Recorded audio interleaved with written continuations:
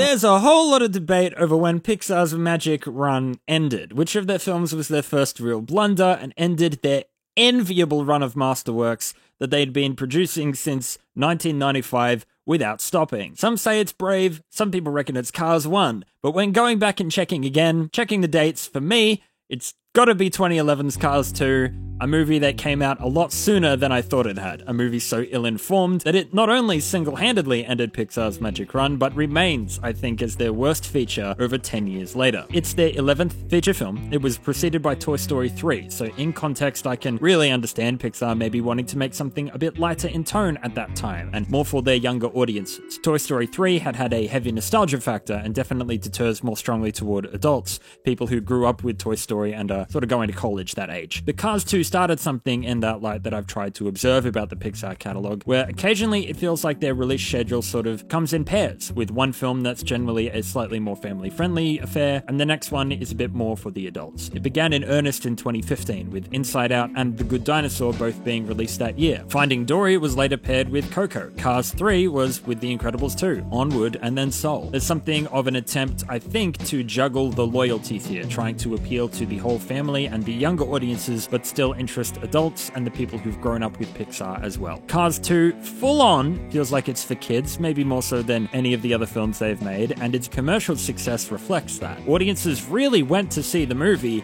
but those old enough to have their parents' permission to use the internet didn't really appear to like it. Cars 2's release was followed up by a whole lot of Mater-themed shorts for Disney Television, and the next two features by Pixar were Brave and Monsters University. So if you're asking me, Cars 2 started a bit of a hat trick of misfires for the studio that damaged its reputation to audiences in a way that's taken years to recover from. I don't know if they even really have. But Cars 2 remains as their single worst feature in my opinion, a placement which I genuinely hope it's never unseated from. Lightyear came pretty damn close, but woof, we're gonna stay on track. Being the worst Pixar film is still kind of an achievement and a lukewarm statement at the same time, because there's such tight competition on both ends of that spectrum. Which one is the best one is hotly debated, but which one that you find the most grating is also kind of hard to narrow down, because while there are fewer options, the films I think they've made which aren't as good are all different kinds of annoying. But I settled on Cars 2 for the most important reason. It's actually the most boring. In many other cases here, I can at least find something that's interesting, or a choice I didn't really agree with, or at least some emotional honesty I can understand. But Cars 2, I think, has the fewest redeeming features. I don't think it's exciting, I don't think it's funny, and none of it even pisses me off in an interesting way. It just kind of sucks the energy out of the room that it's playing in. The plot of Cars 2 follows Lightning McQueen to begin with, being drawn into a World Grand Prix, racing against a Formula 1 car even though he's not a Formula 1 car. The Grand Prix is to promote a new environmentally friendly organic fuel. Meanwhile, Mater is drawn into a spy agency hunting down a conspiratorial group of bad guys planning to weaponize that fuel and deter the world from turning to organic fuel forever by blowing up a bunch of cars in the high-profile Grand Prix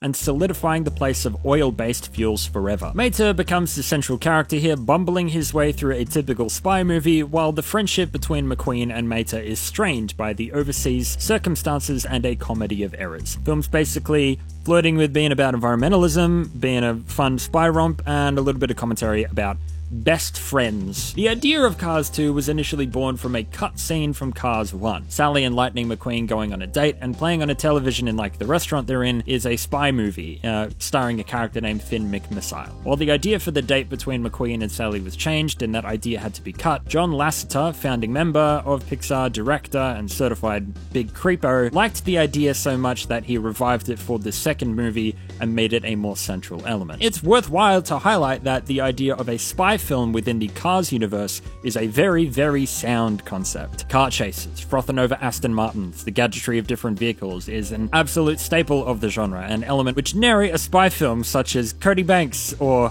Alex Rider Stormbreaker would go without. It's not a difficult jump to make, and in the right hands, makes a lot of sense. Lasseter's paired idea with this was reportedly born from his touring around the world promoting the first Cars film, and observing all of the different road cultures across different places. Imagining how Mater, in particular, a very Southern American coded vehicle, would react to driving on the wrong side of the road, or a merging of the technology of modern Tokyo to their highways and construction. It's a novel idea again in the right hands, and traveling around the world works really well for a spy movie as well. I could try to pick apart the nuances of the writing, the visuals, the actuality of the film, but I think going in too deep would miss the broader point. This is one of the only Pixar films that I find really, really boring to watch. Of their catalogue, this film is easily the least entertaining and provides the fewest emotional rewards for investment. Much of the charm of the film seems to rely on its, unlikeliness, the fish out of water of Mater being the spy, the total division between the two sides, the spy side and the racing side of Cars 1 that we already know. Instead of embracing the idea of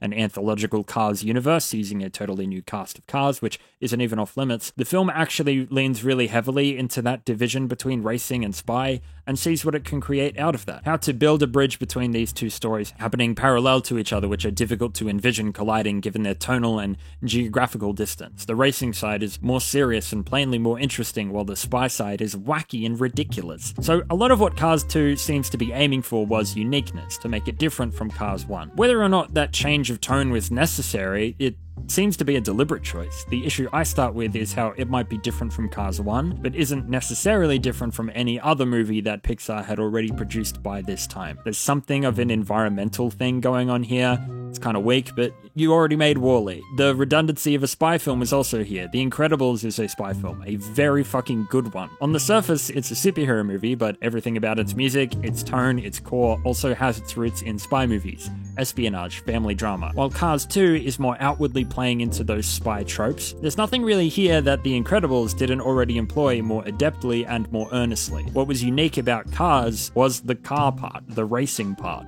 That's interesting.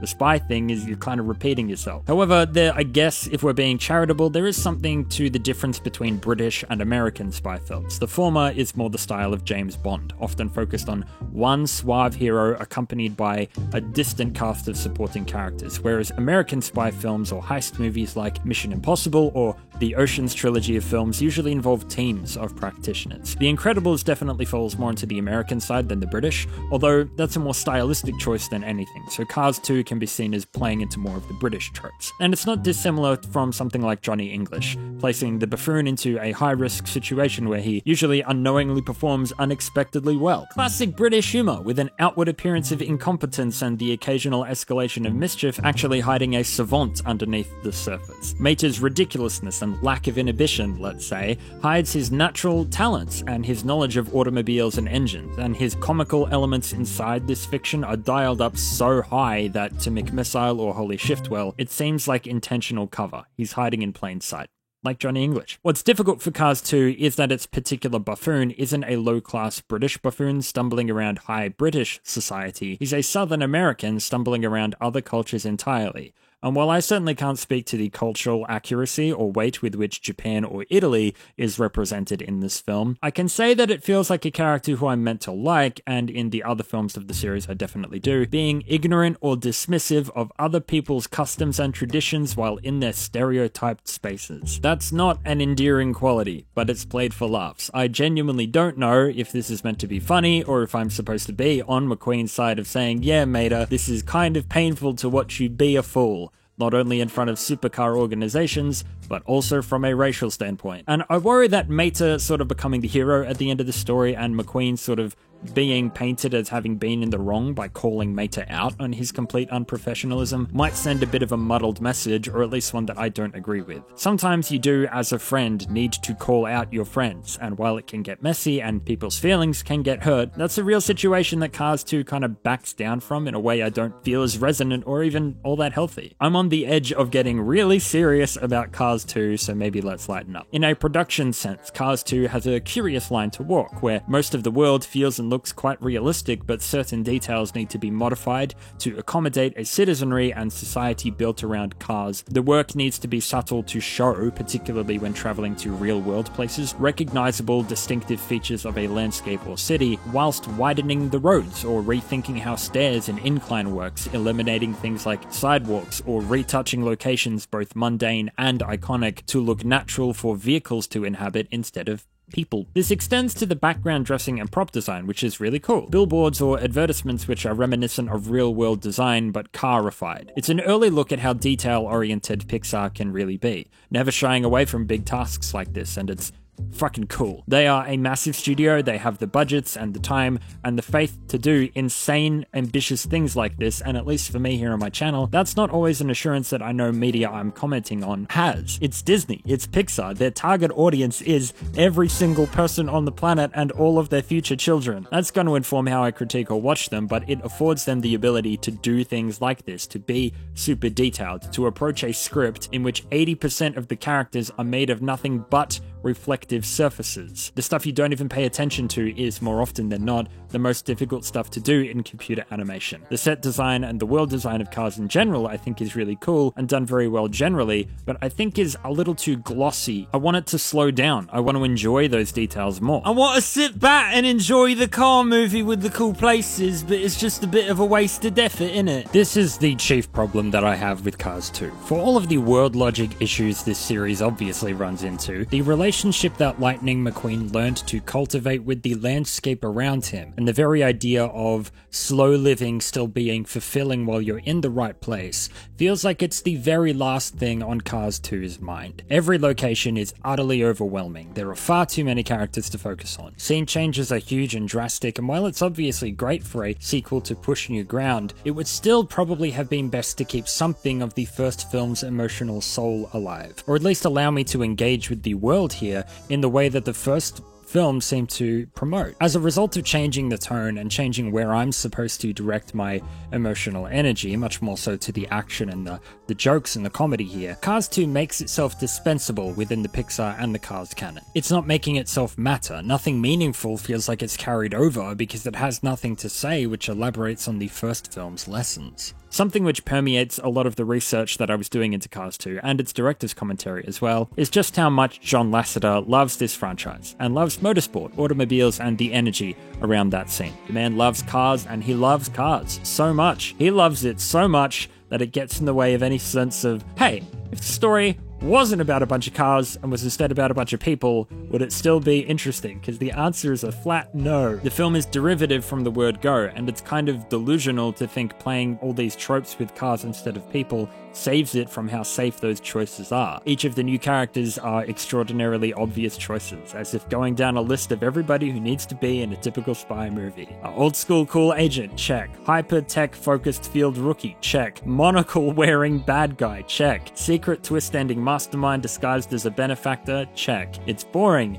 It's by the numbers. It's not exciting. I get that it's an homage, but that doesn't make it interesting. This is not an entertaining, funny, or particularly heartfelt movie, and I think it can give the other entries in the Cars franchise a bit of a bad rap by being so marketable and oversaturated. I know a lot of kids really love Cars, and that's awesome, but I hope they prefer either of the other two entries just for the sake of their own taste. Cars 2 was when Pixar's magic run ended, and remains as an exhibition that even the mighty can fall to predictable choices. Again, I do really hope that no other Pixar movie ends up worse than this one in the future, because that would be a shame indeed.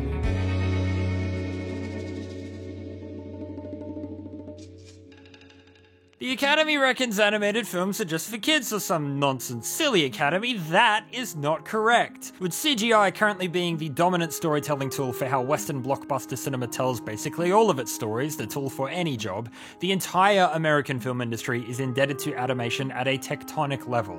And yet, live-action studios still can't consistently produce films that look better, that tell better stories, that are more engaging, that push the boundaries further whilst appealing to as wide a market as Pixar, the finest and most consistently brilliant American film studio working today. If you disagree, I don't even want to hear about it. No, I don't give two craps what you gotta say.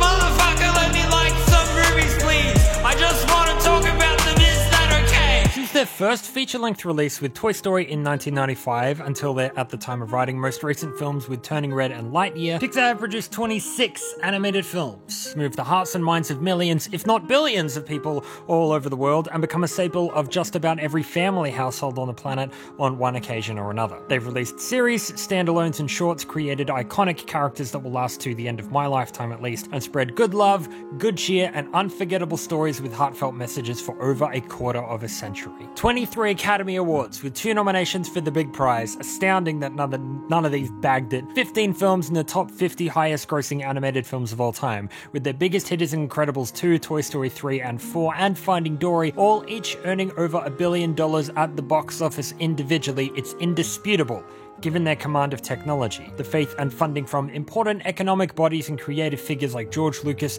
and Steve Jobs in their early years, and the vision of the thousands of creators who've worked under their banner, that Pixar at the very, very least have already changed the face of film forever. Modern cinema now sees the ubiquitous use of computer graphics, and many of the advancements therein can be traced back directly to the roots of Pixar as a computing and visual rendering company. If not because of the actual tech that they helped spearhead, but for the sheer breakthroughs they pioneered, steering the entire industry with it. Whether by good timing, great merchandising, or just sheer audience curiosity and response, cinema, games, digital media, the world doesn't look the same, because you can tell stories like this in 3D with computers now, and Pixar proved that it was a more than viable way of creating feature-length productions. Importantly, however, Pixar also remain as one of, I think, Hollywood's most visible vestiges of original storytelling for film, with basically all of their properties, stories, characters, and series having been developed from material in-house and not adapting or being based on existing work. In contrast to Disney proper, who've been adapting folklore since Snow White in the 30s, the work of Marvel and the superhero sphere and many other animation studios being somewhat reactionary rather than trend-setting most of the time, it can be challenging to find a place that has as many original stories under their banner as Pixar do. It's a space of, I think, deceptively small proportions in American blockbuster cinema, and I think this aspect of Pixar is deeply, deeply important. And within a field, American animated film, which can rely on pop culture, musicals, celebrity castings, and the trappings of flavor of the week all too often, Pixar's commitment to originality and uniqueness and a flair of their own stories first and foremost has helped them maintain a level of professionality and prestige which has rarely come under threat. At no point have they really produced something like an Emoji Movie, like a Sing or a Superheroes and Their Pets movie, not that there's anything wrong with those, and they for sure have their habits and pitfalls as an animation studio which are worth seeking out alternatives to. But within Western animation, Pixar are the trendsetters, have been for nearly 30 years, and the thing that other studios have often reacted to. While sometimes falling prey to too many sequels, and certainly drawing historical, cultural, musical, and storytelling inspiration from time to time, their films remain largely self-contained but approachable and helplessly inspired, somehow having built a wide-ranging creative voice from which all of their various titles feel risen. Their brand is a creative one, their feeling is so wide-ranging but so very specific. It is a rare and special quality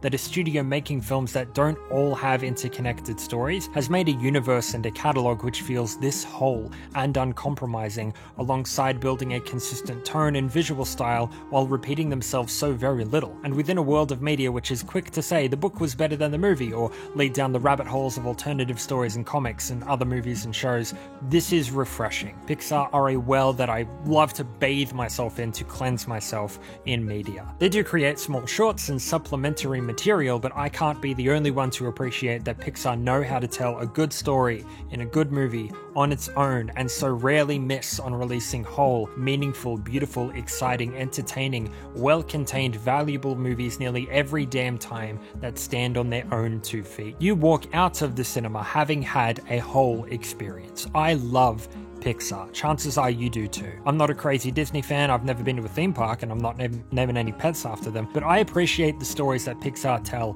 maybe more now as an adult than I ever did as a kid. And I've got no problem saying that I think they are one of the lone producers whose work I will watch without a second thought. If there's a new Pixar movie, I'm gonna go to see it no matter what it is. That's a done deal for the rest of my life. There are a few things that I feel this positive about out of American cinema, and no other Disney subsidiaries that I revere this highly, but I just really, really love Pixar, the movies that they make, and the stories that they use their stage to tell. So let's destroy that elephant in the room immediately. For kids, get out of here. This is a film studio that I really admire and will respect for their contributions not just to animation, but to film as a whole, like they damn well deserve, please and thank you. I can count on two hands the pieces of live action media that have reached me as deeply and as consistently enthrall me as half the Pixar catalog still does every time I watch them. And there's an idea alongside that thing of kid-focused storytelling that's often lobbed at Pixar, a continuous criticism which any and all of their films have faced for about 15 years at this point, that the films they produce now aren't of Pixar quality. There's an insinuation there that what they make today isn't always of Pixar quality. That phrase in and of itself has come to mean a great many things. It means something very vague, but I also think is very deeply understood by nearly any creative person. That expression is, as the children would say, a large mood. But it was when reading reviews for their 2020 film Onward where I grew tired of this criticism and noticed that I'd basically internalized it years prior without even knowing. Not what they used to be. Their new stuff isn't as good as their old stuff, not up to Pixar's standards. It's an easy criticism to throw, and it isn't a view taken with Pixar specifically. You'll find this of many film directors, studios, game studios, authors, developers, musicians, and bands, you name it. The idea that they're over the hill and not producing the quality of work that they used to. It's an eternal debate, and not one that's without merit for a lot of people, and not one that I'm going to settle once and for all today. But in the case of Pixar, this is something I want to see if it's true about. And with many of the people who grew up watching those original golden Pixar films, I'd had somewhat of a learned belief that Pixar used to be the best, but we're just alright now after a few duds, and was less engaged with their output. I kind of put them down after a while. Why are they making a fourth Toy Story movie? And I walked away from the studio, who I loved because, you know, they were for kids, and I wasn't interested in watching them tailspin into obscurity. I missed a few of their movies, didn't go to the cinema for them for a couple of years, and then needed to catch up on quite a few of their films. But then, in early 2021, I had bunion surgery on both of my feet.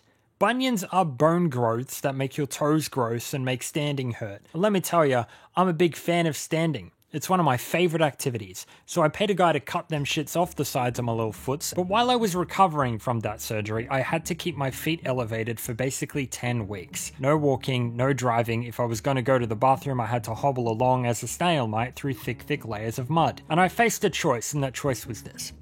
After I was done playing through God of War for the 4th time, what was I gonna do to make those days go by? Imagine another COVID lockdown just for me, while the rest of my state was up and about, completely maskless at the time, and also I couldn't really walk. Could I watch the entirety of the MCU? Seems like that would do the job. Comfortable movies I'd seen before, both my brothers were doing the same thing at the same time, would be nice to chat with them about it, but there was also Pixar, a catalogue of similar size to the MCU and likely to take as much time, but there were a few films there like Finding Dory and Coco which I hadn't got around to watching. So while I was in recovery, sitting in my little chair, I developed a fixation on microwave popcorn and watched all of Pixar's feature-length catalogue which existed at the time. What I wanted to find out was what Pixar's standards these days even are, and if their old stuff really is better than their new stuff. And spoiler, it's kind of not. And it's for a few reasons, mostly because Pixar still make fantastic movies. And yeah, their heyday in the early 2000s saw some awesome films, some of their best work, and yes, there was a dull patch there in the middle,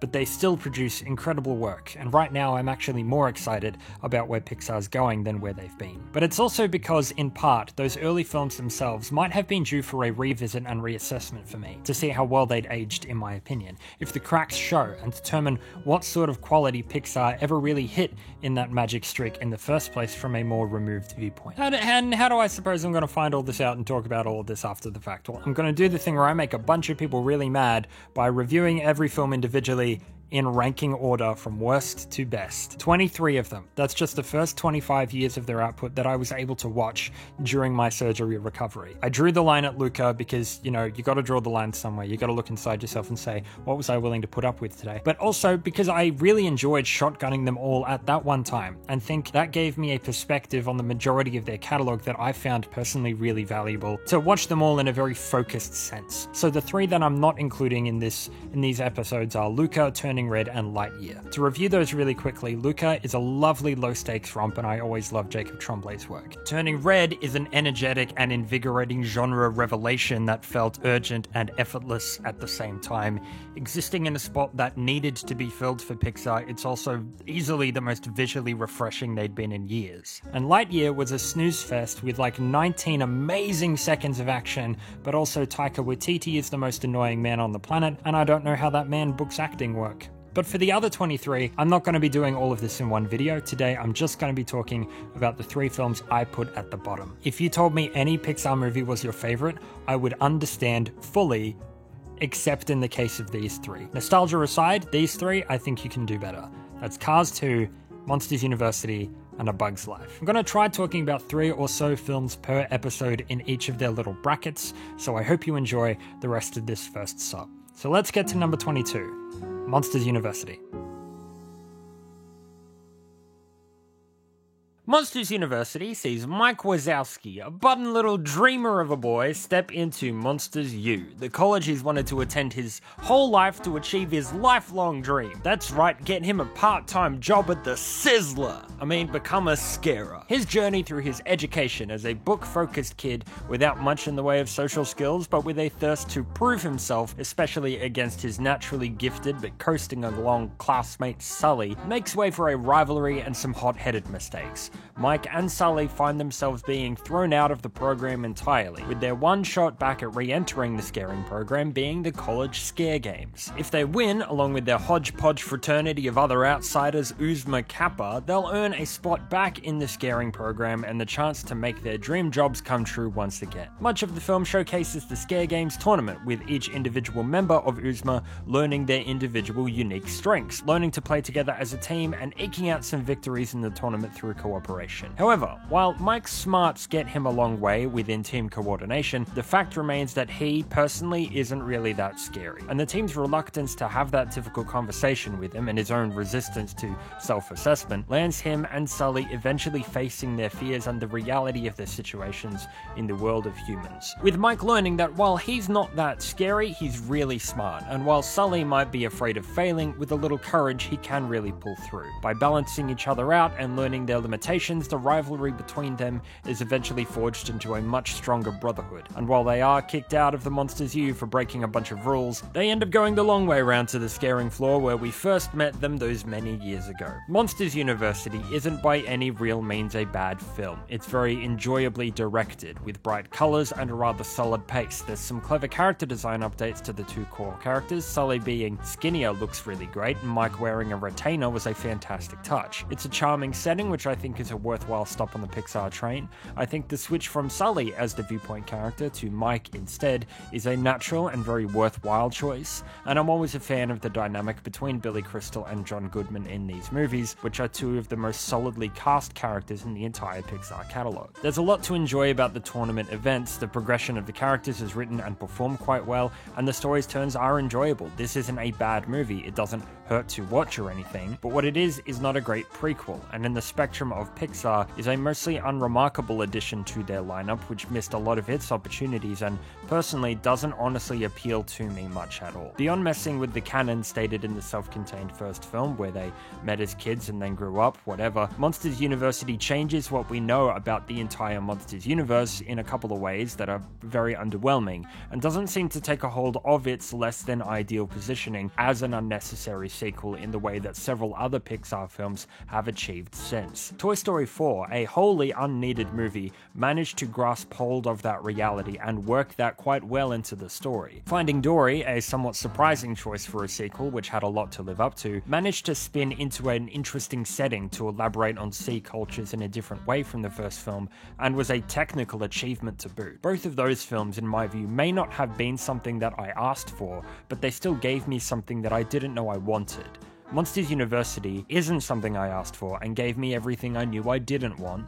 but I'm willing to chalk a lot of that up to taste, actually. Of Pixar's IP, I may not have felt this way when I was younger, but I think today, Monsters Inc. is actually the property which interests me the least of anything they've made, and is the only one I think this studio isn't suited for on paper. The idea of a society of monsters scaring children to use their screams as the power source for their world is an extremely hardcore premise, which, if married to a Corpse Bride-style Tim Burton movie, would be an excellent fit. But Pixar's naturally shiny, somewhat realistic worlds, pared back and generally more approachable tone, moves the idea into an entirely different territory that I don't think suits it from a distance nearly as well. In the case of Monsters Inc., I think the film being somewhat of an update to the hapless single guy's late 80s buddy comedy a la Three Men and a Baby makes up the difference, and there is an undeniable resonance to its emotional core. The voice performances and casting is impeccable, the humor is strong and quotable, with some really great visual comedy, as well as Frank Oz being Frank Oz, and I love that because it's Frank Oz. The visual stamp of the world in that movie, clearly extremely held back by the technology of the time, however, hasn't aged nearly as gracefully. The monsters are goofy looking, I don't like the way they're designed, they're weird proportioned, often strangely colored in a way that doesn't really mesh with the set designs all that well. The limitations on fur simulation at the time meant that you could basically only have one furred creature on the screen at all, and that meant most of the creatures are all just weird, slick-looking skin with big eyes, bringing a level of homogeneity to the look of the characters which I think underserves the wide-ranging idea of its premise. This is something that I think Pixar do a lot of the time to make their movies more relatable, that they take the fantastical elements and they tone them way down, and it makes self-projection onto the characters a lot easier, especially for children. The premise might be really wild and imaginative, a rat is using a man's hair to cook food, but the rats themselves are still going to eat at dining tables. The metaphorical mind of emotions is still going to have a train station. It's cute and keeps their film's appeal consistent and grounded,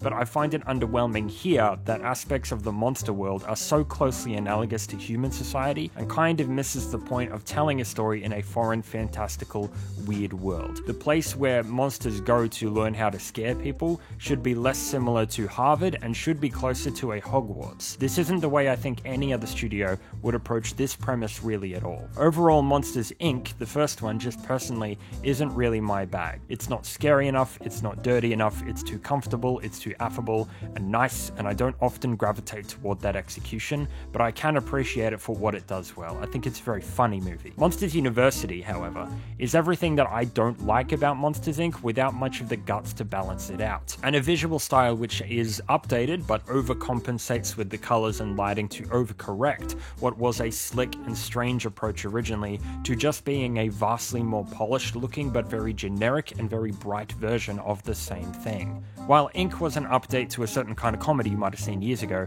just like Cars is Pixar's sports movie or Finding Nemo is a road trip movie, Monsters U is their college movie, a college movie with the most watered down and toothless depiction of post-adolescent rage and mischief, which makes that genre feel honest, which doesn't seem aware of the irony hanging over this all, a university where everyone is excited to get a job. That's probably about the least realistic thing I've ever heard. Basically, I think this is definitely a college movie for kids for whom tertiary education is a long, long way off. I think it limits the film's appeal not only to a younger audience, but also to an American one. I don't really find this film emotionally relatable at all as an Australian. I get that the original film said that these guys were friends from preschool and the studio just kind of had to let that go. It's something that they acknowledge in the commentary, but I think there's a more important change here than that. Thematically, Monsters Inc. characterized the actual work that Mike and Sully were involved in as hands-on, labor-intensive, skills-based field, not dissimilar to what's referred to in Australia as a trades work, an electrician, a plumber, construction worker, etc. It is a power plant after all. Not saying that isn't a job which requires great knowledge and expertise to operate in, but one of the core differences in the education systems of my country is that at least in trades work, that appears to a more vocational lifestyle than one of academia. You go into a trade to gain specialty skills through a program, working under a mentor in a particular workplace, maybe who runs their own business or finds their own clientele. There are education programs designed to train people for those fields in hairdressing, building, etc., but they are more often than not shorter, skills-based courses which give you a diploma and not a degree. You go to university or a college more generally to study in a more academic or arts-based field like law, history, medicine, performing arts, or music. That might seem like some serious talk, but the point is, You don't go to a prestigious university to work in a trade, and you don't need to receive a higher education in order to make a good living, lead a decent life with dignity in those lines of work. This isn't just a matter of canon. A significant amount of the appeal of Monsters Inc. and the characters of Sully and Mike was that these were ordinary, hard-working fellas who worked at the power plant and bunked together. Ordinary, comfortable guys thrust into a very strange situation, handling it like ordinary guys. They might have been good at their jobs, but it felt like a workplace.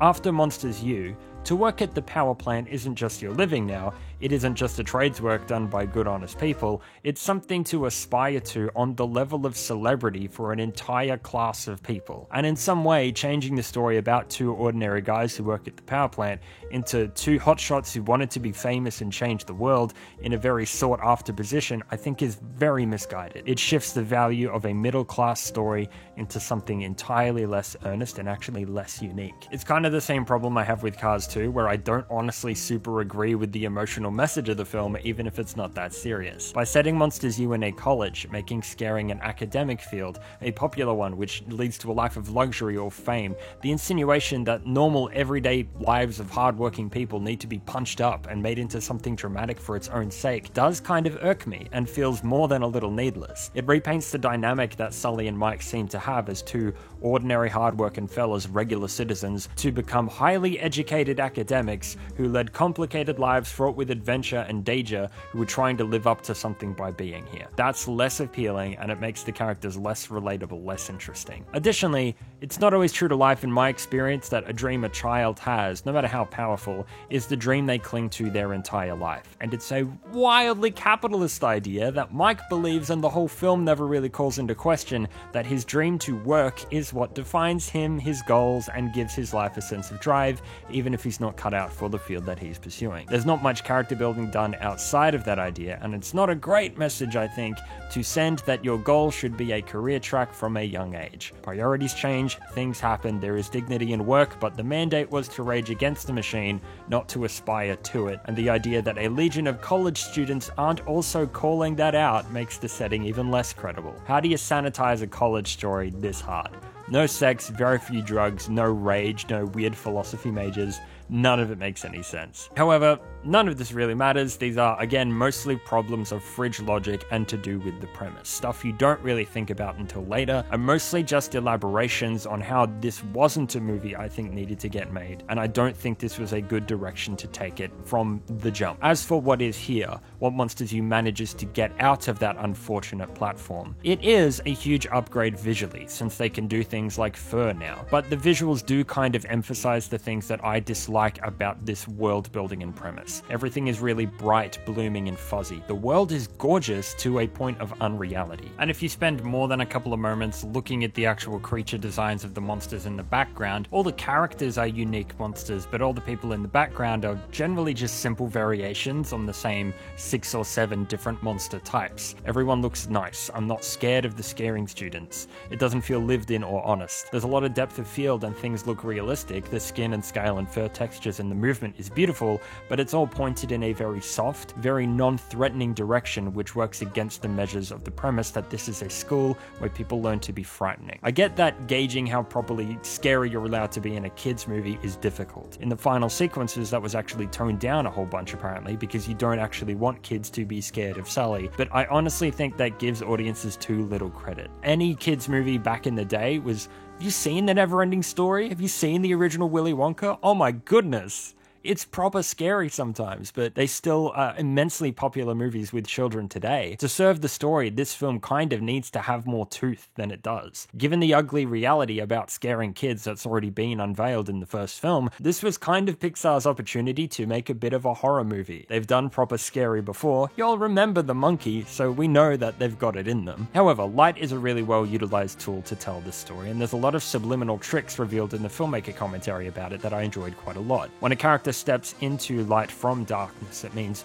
something in them has changed, like they're stepping out of the wings. But if they stay in the darkness, the symbolism is there too. It's a pretty clever device, and it's worth paying attention to on a watch. The dynamic between Sully and Mike is definitely the heart of the movie, and the film seems very aware that seeing them interacting is what we're really after. Playing out that early rivalry for the right amount of time, and then having them gradually grow closer but still pushing against each other is pretty much nailed, and then their final union is quite nice to see. I don't think Monsters U makes any bad moves that it wasn't set up to make. It manages to get something out of it about self-acceptance and teamwork, which is nice enough, but just like with Cars 2 actually, maybe the folks at Pixar need to rethink how they approach stories about telling your friends hard truths, because just like its visuals, things can end up being too nice here.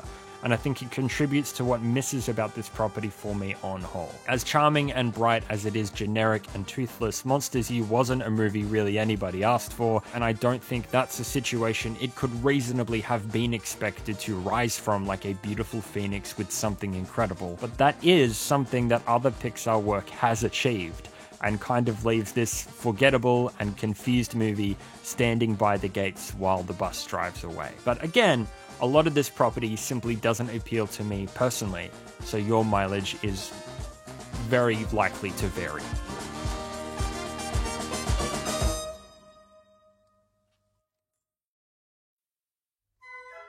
I don't really have that much to say about A Bug's Life. Despite being a very opinionated person, my feelings on this film are not all that strong, but I do take that in itself as a bit of an indicator. I remember realizing I didn't really love the Matt Damon movie The Martian, not because there was anything wrong with it, but because the day after I saw it in the cinema, it took me a full minute to remember what movie I'd watched. A Bug's Life hits that same spot. It's not a movie that does much for me, but it is, I think, forgivably so. Being only the second film the studio had made in an incredibly new field of filmmaking, still in its relative infancy, will get you a lot of the benefits of the doubts going around. You've got less tech, you've got a smaller team working under much more difficult time constraints, a lot less money, and a story which is at least trying to do something interesting. Don't get me wrong, I don't think this is an awesome movie, and I don't think it hits many of the beats that make a Pixar movie really pop and stand out, but there is something earnest about this. The premise is thus: a colony of ants work all year round, gathering seeds for their grasshopper overlords. Enter Flick. He's not like your regular ants, and one of his seed gathering inventions ends up destroying the year's deposit of seeds. When the grasshoppers arrive, displeased, they demand double the amount of seeds in just a matter of months. Flick, who was only trying to help, goes out to find a group of fighting bugs to scare the grasshoppers away and free his ant colony from slavery. After visiting a local bug city, Flick finds a crew of circus bugs performing some bravado at a bar and confuses them for a crew of fighting bugs. He hires them to return to the colony and scare the grasshoppers away, which they build a model bird to help with once the confusion is eventually unveiled. Nevertheless, the circus bugs in the colony at large stand up to the grasshoppers, free themselves from servitude, and Flick finally doesn't feel like a failure. It's a rather by-the-numbers plot to me. Really, within the spectrum of Pixar, not a lot is going on here. In terms of the early hooks that Pixar liked in their movies, I don't really think A Bug's Life has that much going on in terms of springboard, and the appeal seems to differentiate itself from Toy Story, their only previous film, by being more of an ensemble affair rather than focusing on one or two lead characters. Whether that's achieved is down to another few factors, however, like the writing giving a strong sense of the characters, the visuals making them appealing, and the story showing them grow together. But just like with Shakespeare's canon most annoying play, A Comedy of Errors, stories based on misunderstandings aren't interesting conflicts to watch play out, and this is a truth even Pixar couldn't get around either. Don't at me about it, I've seen that show too many times. The solution to any problem around is obvious, and it's hard to rustle up the urge to care when we know that these bugs aren't actually fighting bugs. We the audience know that. We're just waiting for the shoe to drop, and it's not altogether that interesting to watch the majority of the plot play out as if we don't already know. Not a whole lot really happens for a fair chunk of the film actually. It's mostly about hanging out with the characters, killing time, and watching them perform. perform. I do kind of like the simple way that some of this is shot, presenting the comedy as if it's on a stage, and the traveling troupe is a novel concept for a group of an unlikely bunch, but I'm really not sure that Pixar would be satisfied with a story that's this plain today. It's likely a lot more would be happening moment to moment if this was produced in 2023. Individual character motivations would probably be more concrete, the villains would be less one-dimensional, and the atmosphere of the film would be a lot stronger. The score, in particular, I don't think separates this film's style distinctly enough from Toy Story. They both sound very similar, which is a problem with a number of Pixar films, actually. The ensemble direction is something that I enjoy, showing a larger cast, which is overall a bit more sympathetic than Toy Story, and that's a worthwhile choice, which allows a greater number of performers to showcase their comedic talents. The children ants are adorable, and while often stereotypical or one-note, the circus bugs all contrast each other quite well and are a likable enough bunch. The last third of the film manages to successfully change the tone into something more threatening, which overall feels far more full and involving and engaging, meaning that I find personally the first half of Bug's Life far less engaging, but its final sequences do work well enough to capitalize on the characters' dynamics. Technologically, it seems that A Bug's Life's big advancement was to do with crowd work. How many moving characters Pixar could put on a screen at one time was greatly increased, and that's really showcased and taken advantage of here. A Bug's Life does really sell the size of the ant colony very well. With that being said, of any Pixar film, I think A Bug's Life visually is the worst by quite a long way. They say that tech ages but good designs don't, and A Bug's Life is suffering from a lack of both. There isn't a significant redeeming design aspect of this film to look at. I don't like the way the characters are all spindly and plastic. I don't think their designs are up to snuff. I really dislike the way environments are rendered. I really dislike the flat lighting. I think the action sequences are so-so. We know that toys play into a lot of those constraints. If things look plasticky, that works if the characters are made of plastic, but the stamp of bugs and the world of nature here feels very strange and inorganic. The color choices are strong but quite simple, and the life of the creatures is very difficult to feel. Often Pixar worlds, even way back in their early years, could feel very detailed and full even with the lighting and lens limitations. The set dressing, the perspective, and the shot choice does a lot of work to disguise the emptiness of shots or the actual lack of moving objects in an environment, often by narrowing your field of vision or drawing deliberately your attention to just the one thing that is moving with the lighting. Eventually this stopped needing to happen when you could do more things on screen, but still, the time of alpha and of rigs and storyboarded movement and the unfinished nature that these films have to exist in for years at a time feels so very far away when you watch them today. While in more extreme lighting states it's less obvious here, but especially during the daytime sequences with these wide open places that are supposed to be teeming with life, A Bug's Life at times feels like it is barely hanging on, as if it's just inches away from the entire illusion breaking. This is not an amateur product, but it ain't a visual experience which at all times instills or exudes confidence. But the miniature setting, I guess, kind of emphasizes those limitations here. It's not something that could be helped at the time. It's however still visually bereft of appeal to me, and that alone I think might be a reason to ignore it today. Larger crowd shots are one thing, but if the compromise on the actual character designs to make those shots possible is to simplify their textures and their proportions and their movement to this degree, I'm honestly not sure it was worth it. For visual contrast, both Mulan and The Prince of Egypt were released that same year, two films with some enormously impressive command on 2D elements, including massive crowd work, with Egypt also being a much more mature and earnest version of a slavery story, which also has a better score and serving of music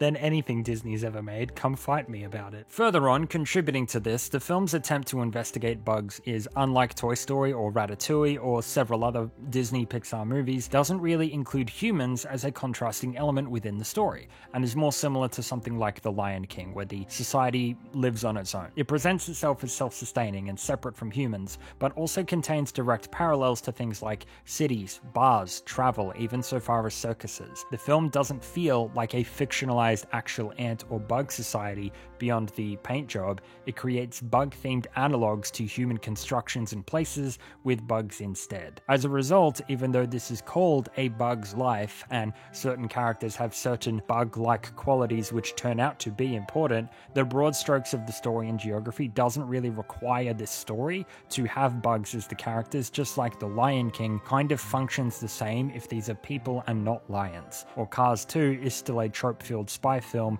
if these are people and not cars. I guess this might be a school of thought that I'm coming into about animation, where if you're going into a fantastical world, why bother paring it back? You can go further with these ideas. But for A Bug's Life, you could probably tell this same story with enslaved humans while making few changes, but that would in turn kind of expose how non-committal the execution is here to its impressively dark undertones. The ants are slaves, and it's hardly coming close to being the most heartfelt depiction of that we saw that year. So the best parts of this film to me are the set pieces where there is a bird, or there's rain, or something which presents what's unique about telling a story from the perspective of bugs more centrally than just having them be a paint job for a human story. At its worst, it feels like a very thin attempt to get kids to pay attention to the screen. I know whenever I'm watching something with my nephew, he's like 3 years old, when the TV switches from something colourful and animated and fun to something live action, he often tunes out immediately. So A Bug's Life kind of addresses that problem by dressing up what would be, in any other fashion,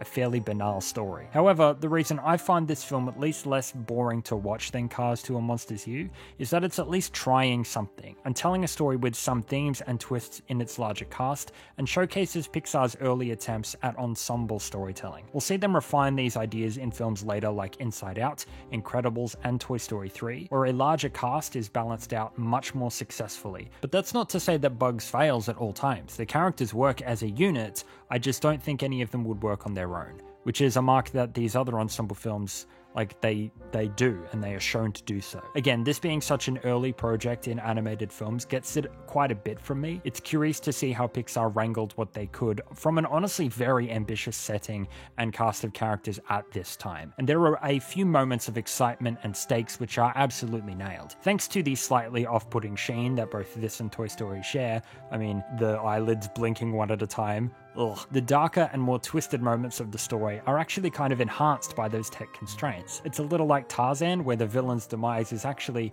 kind of violent and upsetting, and asking for a more adventurous film with more locations and more striking designs and more visual flair, less overbearing humor, and simply more going on may not have been what the comparatively small team at Pixar were really capable of achieving at the time, or something which allowed them to focus on the very important aspects of their technology that they wanted to improve and expand on. I don't think A Bug's Life is a great movie, but I do think Monsters U and Cars 2 are worse because they'd already shown time and time again that they were capable of more, and maybe Bug's Life was the sophomore slump to be expected, and it's only really exposed in its shortcomings to me as a more underwhelming film, thanks to the absurd quality of basically everything else around it, which transcends a lot of these misgivings. Within the field of 3D movies at the time, A Bug's Life definitely still would have been a head and shoulders above anything else on the market. Again, I don't have many strong feelings on this movie. I don't think Bug's Life is really worth watching today on its own for its qualities as a film if you've not seen it before, but I'm sure there's a lot of nostalgia tied to it from folks all over the world, which is obviously awesome, and for educational purposes about what this field had to overcome and struggle through initially,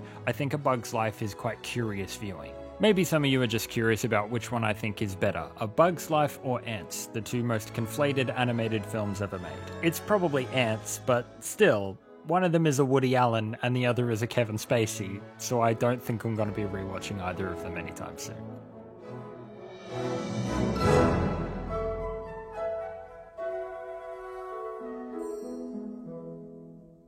Hey, thanks for tuning into this first episode of Pixar Quality. I really hope you enjoyed it. As mentioned, I've wanted to speak about these films and have been preparing for this series for rather a long time, so I hope you hit that subscribe button and that like button and tune in for the full series. Be sure to let me know your thoughts on these Pixar entries. Obviously, Pixar means many different things to many different people. They can be really special for all sorts of reasons, and these videos are just my opinions, but I'd love to hear what these movies mean to you as well. Thanks again for coming by. I'll see you later.